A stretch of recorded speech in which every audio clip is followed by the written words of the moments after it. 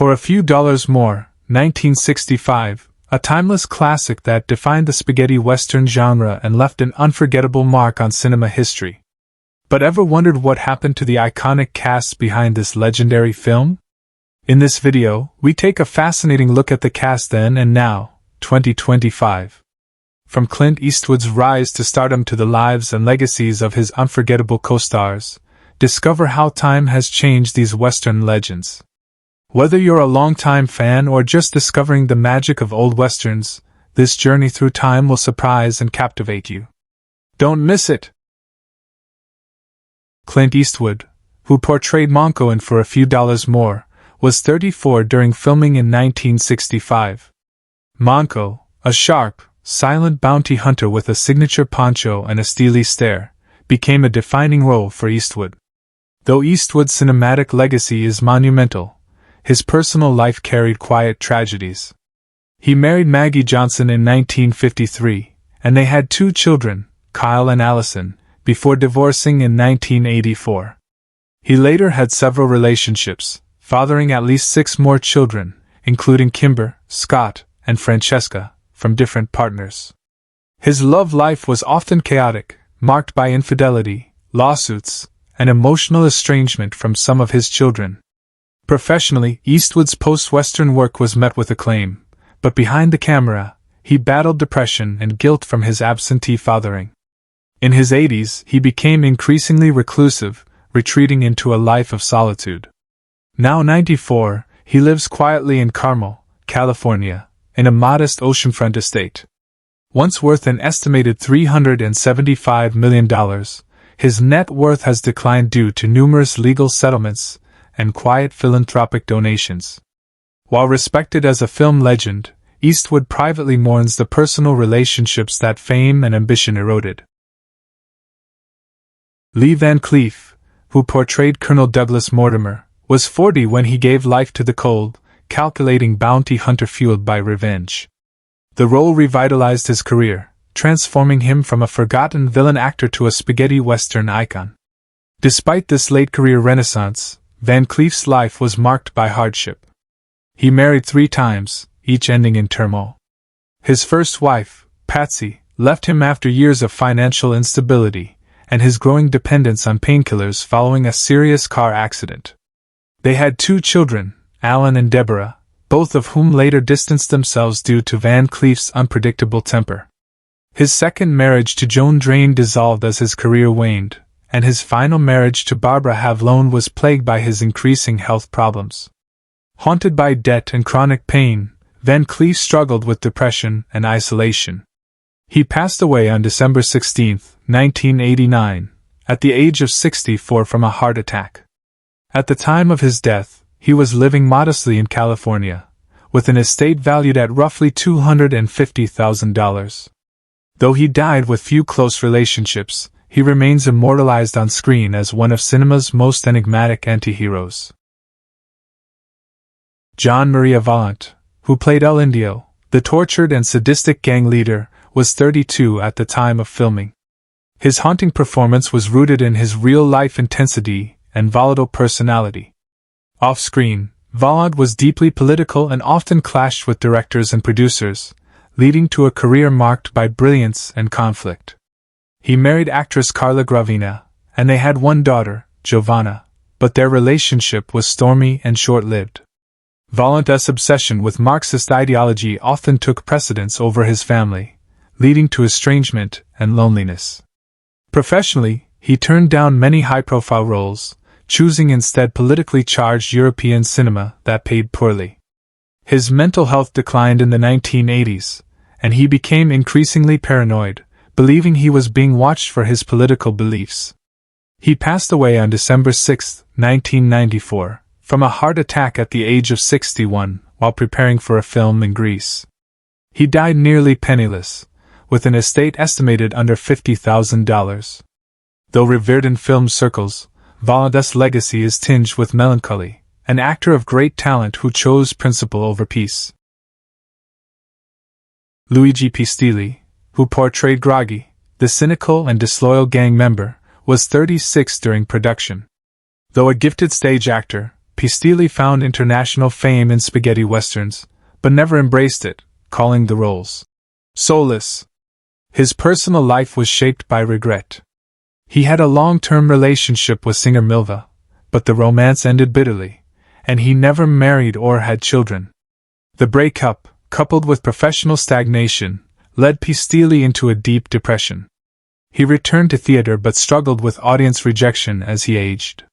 In 1996, days before opening a new play, Pistilli took his own life at age 66, leaving a note blaming loneliness and a failed career. He died in his Rome apartment, his net worth estimated at just $20,000. His tragic end shocked Italy's theater world, and his funeral was sparsely attended. Pistilli is remembered as a man who never reconciled with the fame he earned and the love he lost, an artist undone by silence both on and off stage.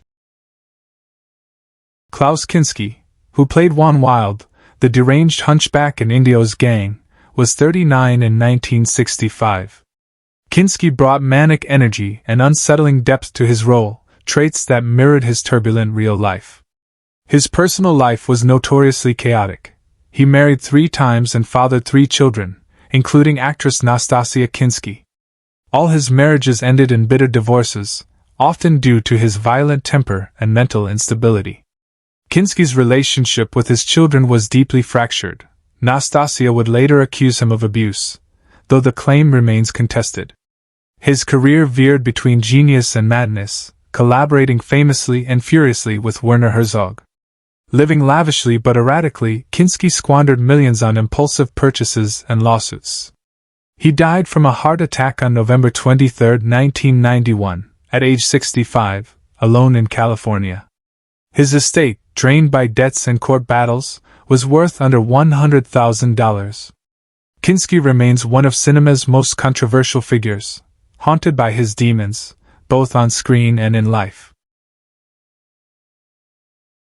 Benito Stefanelli, who portrayed Luke Huey, a menacing gang member, was 37 during filming. Known more for his stunt coordination than acting, Stefanelli remained a behind-the-scenes force in Italian cinema.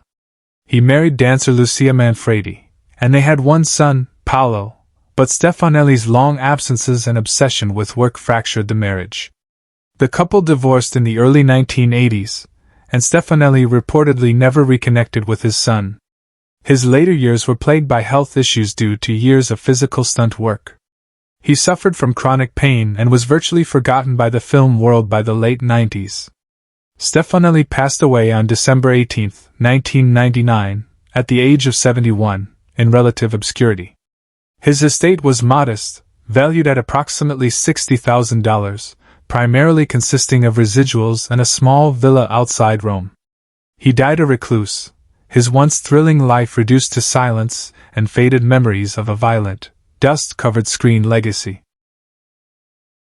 Aldo Sambro, who played Cuchillo, was 34 when he joined the cast. A prolific face in spaghetti westerns, Sambro brought menace and flair to his outlaw roles. His real life, however, was marked by professional disappointment. Despite appearing in over 150 films, he struggled for recognition and was often typecast. He married Spanish actress Pilar Muñoz and had 2 children, Luis and Marta. Their marriage endured but was often strained by financial instability and Sambro's alcoholism. After retiring from acting, he opened a small bar in Alicante but was forced to close it due to mounting debts. He suffered a stroke in 2008 and never fully recovered, passing away on July 10, 2010, at the age of 79. At the time of his death, his estate was valued at less than $40,000.